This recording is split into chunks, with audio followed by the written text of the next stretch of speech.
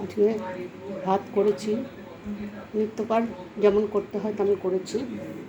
তার সঙ্গে কচুর শাক করেছি, ছোলা বাদাম দিয়ে কচুর শাক সেদ্ধ করে নিয়েছি। তারপরে কড়াইয়ের মধ্যে তেল দিয়েছি, আদা মৌরি ফোড়ন দিয়েছি, আর জিরা ফোড়ন দিয়েছি, তেজপাতা ফোড়ন দিয়েছি, শুকনো লঙ্কা ফোড়ন দিয়েছি, আর আদা মৌরি বাটা দিয়ে নেড়ে কচুর শাকটা দিয়ে দিয়েছি। তার সঙ্গে ছোলা বাদাম দিয়ে কচুর শাকটা নাড়িয়ে যখন শুকনো হয়ে এসছে তখন নামিয়ে দিয়েছি। আর করেছি বিউলির ডাল, যাকে তোমরা কলাইয়ের ডাল বলো।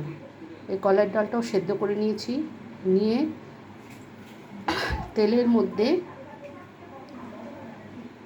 মৌরি ফোড়ন দিয়ে, শুকনো লঙ্কা মৌরি ফোড়ন দিয়ে, হিং ফোড়ন দিয়ে বিউলির ডালটা দিয়ে দিয়েছি। বিউলির ডালটা যখন ফুটে উঠেছে তখন নামিয়ে দিয়েছি। আর করেছি পটল পোস্ত। পটলটাকে ভেজে নিয়ে তেলের মধ্যে পাঁচফোড়ন দিয়ে পটলটাকে ভাজার পরে পোস্ত বাটা দিয়ে দিয়েছি। পোস্ত দিয়ে করে নামিয়ে দিয়েছি। আর কালকের একটু ওলের তরকারি রয়েছে, সেই ওলের তরকারি খাবো। আর মৌরি পার্শে করেছি।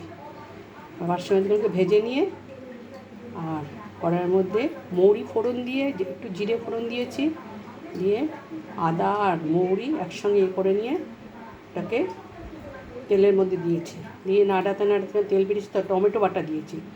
তেল বাড়িয়ে দিয়ে নামিয়ে টমেটো বাটা দিয়ে যখন কষিয়ে তেলটা হয়ে এসেছে তখন জল দিয়েছি। এবার জল ফুটলে পার্শে মাছগুলো দিয়ে দিয়েছি। এবার তোমরাই বলবে কেমন হয়েছে, কীরকম হয়েছে, কেমন লাগলো জানাবে।